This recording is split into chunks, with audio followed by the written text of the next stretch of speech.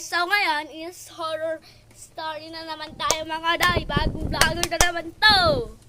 So ngayon is horror to guys. So kaibigan ko, sabi niya sa akin na dyan daw sa Dicker Center na school ng mga bata is meron daw nagpakita sa kaninang mall to guys mga day.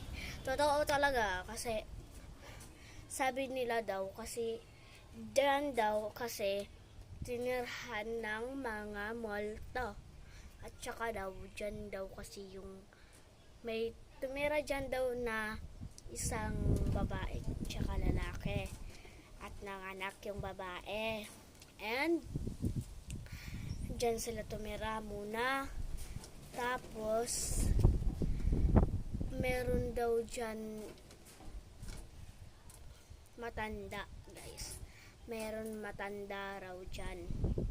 May matanda na pumunta sa kanilang bahay na humihingi ng pagkain. Binigyan nila. Tapos sabi ng matanda sa kanya ng babae daw sabi yung matanda na ilang month na ba yan na anak mo, ang laki-laki, ang sarap niya na, sabi niya guys. And sabi ng babae na ano po masarap, sabi naman ng matanda, sabi niya na ay wala akong sinabing ganyan. Sabi ko pag mabutihin mo yan baka meron dyan kumain. At natakot yung babae. Yan na nga.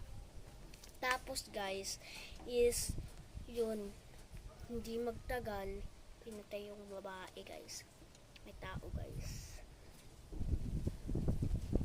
So guys, yes, meron namatay raw yung babae tsaka yung asawa kasi dyan at yung matanda. And meron tumira na naman, may tumira-tira, namatay silang lahat dyan sa bahay nila.